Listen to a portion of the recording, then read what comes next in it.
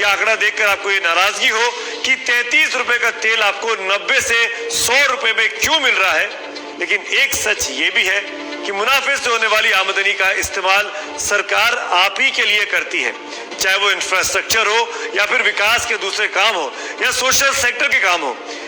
नमस्कार, मैं हूं संदीप चौधरी। आज सबसे बड़ा सवाल में मैं बात करूंगा तेल की कीमतों की। जी हां, मैं पेट्रोल और खास डीजल की बात करने वाला हूं।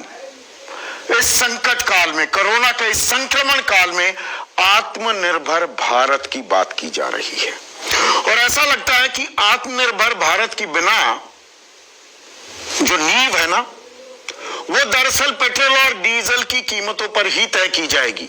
आत्मनिर्भर भारत बनाने के इस सपने में सबसे ज्यादा विकास, जी हां, सबसे ज्यादा विकास पेट्रोल और डीजल की कीमतों का हो रहा है।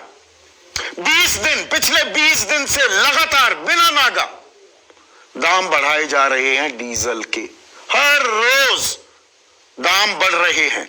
10 रुपए 79 पैसे कीमत में इजाफा हो चुका है पिछले 20 दिन में। डीजल में 11.25 रुपए की बढ़ोतरी।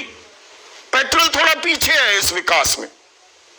पेट्रोल 19 दिन बढ़ाया गया है। बीच में एक दिन रहम कर दिया था हम लोगों पर, दया आ गई थी आम आदमी पर, तेल कंपनियों को भी, सरकारों को भी।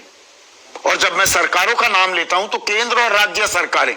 अब ये जो कहा जाता है ना, एक जुमला गढ़ा जा रहा है कि नहीं, मार्केट डिटरमिन्ड है, बाजार तय करता है कीमतें, हम क्या करें, सरकार के हाथ में नहीं है। मैं इस झूठ की भी पोल खोलने वाला हूं, इसलिए सरकारों का भी नाम ले रहा हूं। तेल कंपनियां और सरकारें इसमें मिली हुई हैं, जो डाका डाल रही हैं हमारी जेब पर।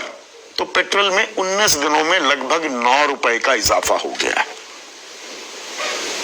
और यह तब हो रहा है जब अंतर्राष्ट्रीय बाजार में कच्चे तेल की कीमतों में कोई ऐसी आग नहीं लगी हुई। पिछले 24 घंटे में तो 5% कीमतें गिरी हैं। $40 पर बैरल के करीब कच्चे तेल की कीमतें हैं, फिर भी बेतहाशा दाम बढ़ते जा रहे हैं। और यह उस सरकार में हो रहा है जिसने विपक्ष में रहते ये नारा बुलंद किया था कि बहुत हुई पेट्रोल डीजल की मार, अब की बार मोदी सरकार। कोई बताने के लिए भी, कोई सामने आकर बता भी नहीं रहा कि ये बढ़ क्यों रहे हैं, इतनी कीमतें क्यों बढ़ रही हैं। बस कोई एक्साइज बढ़ा देता है, राज्य वैट बढ़ा देते हैं, तेल कंपनियां अपना मार्जिन वो कमाना चाहती है। और इसका असर क्या होता है? देखिए, डीजल इतिहास में पहली बार पेट्रोल से महंगा हो गया है। पहली बार 80 रुपए पार कर गया है डीजल।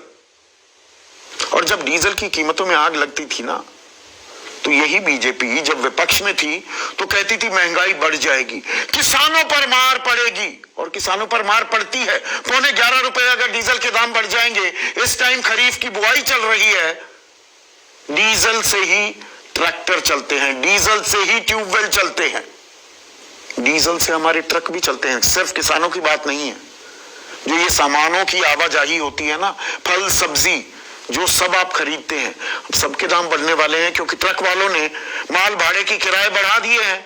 रेलवे भी बढ़ाएगी, रेलवे भी डीजल का इस्तेमाल करती है। तो तब कहा जाता था महंगाई दर बहुत आसमान छूने लगेगी।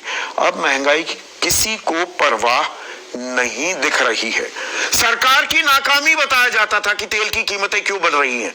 अब सरकार की नाकामी को लेकर कोई बात करने को तैयार नहीं है। और मैं अपने गिरेबान में भी झांकूंगा। अखबारों में भी 20 दिनों में 1 या 2 दिन पहले पन्ने पर यह खबर छपी। न्यूज चैनल जिसका मैं हिस्सा हूं, हेडलाइन नहीं बनती हैं। यह न्यू नॉर्मल हो गया है कि भाई